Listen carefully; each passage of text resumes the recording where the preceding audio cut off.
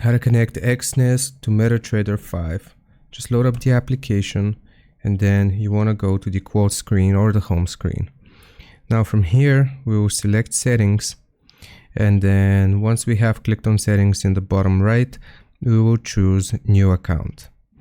From here you can enter the company or server name, so we'll just type Exness just like that and click on search.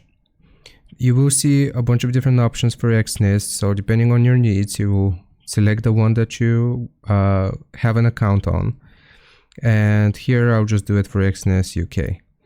Now it's going to show us the server. You don't want to change anything here, or you can also do the real one, but you have to type out your login as well as your password.